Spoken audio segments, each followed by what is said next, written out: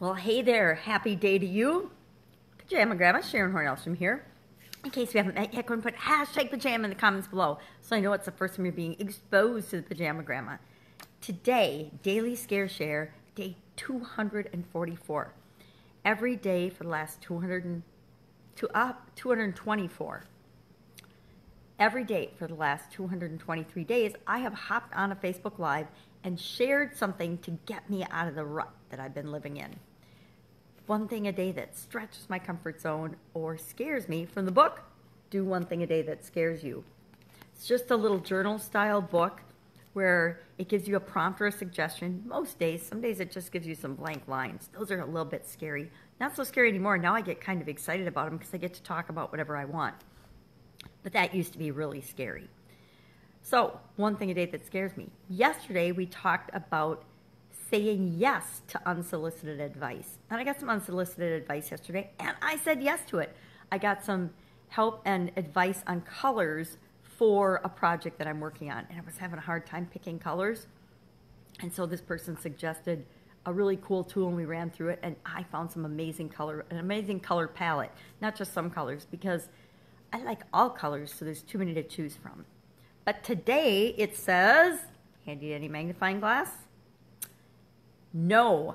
Today I said no to unsolicited advice. Unsolicited advice we can say no to. Now, I'm not really up and about with other people yet, so no one's given me any unsolicited advice. Sometimes the cats meow at me and give me some advice, but I don't usually listen to them either. But I was thinking about, we should say no to any advice from the following people. Social media haters. I say this because I had a couple last week, and I'm like, really? Really? Somebody said something that was just ridiculous and mean on one of my posts, a graphic post, and I'm like, it's just so unnecessary, and I just deleted them and moved on. So always say no to any advice or feedback from haters. And you can feel and tell the difference from somebody that's giving you advice out of love and to really help, and somebody that's just really in a bad spot themselves. And we never want to listen to people that are in a bad, depressed, negative, lack and scarcity mentality. We don't want to listen to them because they're not adding something of value to our lives. People who don't have the results you want. Now, we've all gotten this before, right? You're trying to produce something. You're trying to make a change in your life. Maybe you're trying to lose weight, or maybe you're trying to start a new relationship, or start or operate or improve your business, or get a promotion on the job, whatever it is. If somebody who hasn't achieved the result that you want is giving you advice, take it with a super big grain of salt. Probably don't even listen to it.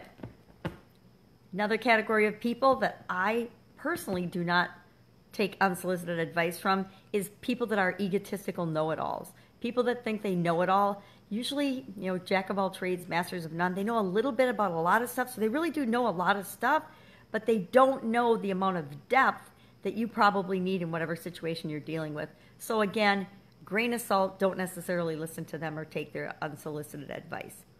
And then people who don't have your best interests at heart. These are the ones that I think it's most important to not take their unsolicited advice from.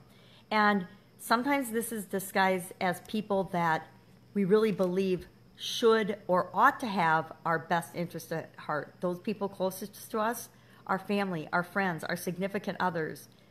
They don't always have our best interest at heart. They have their best interest at heart, but that might not be in alignment with what we need for us. So even if your significant other, or your mother, or your father, or your sister, or your brother, or your best friend, or your boss are telling you something and giving you unsolicited advice about something, make a gut check and say, is this really right for me, or is this just what they would do in a given situation that they're giving me advice about? And especially unsolicited advice, always check in and listen with your intuition, because the truth is we always know what's right for us. We always know what to do. We just don't always want to admit that we know what to do. And a lot of times we just don't want to do what we know we need to do. Guilty. So that's it for today. What can you do to stretch your comfort zone and say no to unsolicited advice? Yesterday, I challenged myself to not give unsolicited advice. I think I might have done a pretty good job of that. I'll have to check in with people I had contact with and make sure I didn't advise them on anything they didn't want or ask for.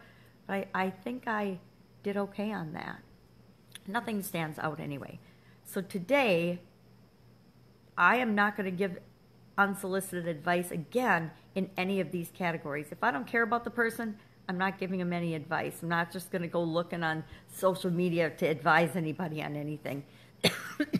I honestly think there's a whole segment of the population that's what they do. They go on social media looking for people that they can put down or trash or hate on or give advice to or criticize or critique. And I'm like, who's got energy for that? I mean, more power to you, but those of us making things happen in different areas and trying to change things in our own lives, we certainly don't have time to go out and boss people around in their lives. We're busy with our own.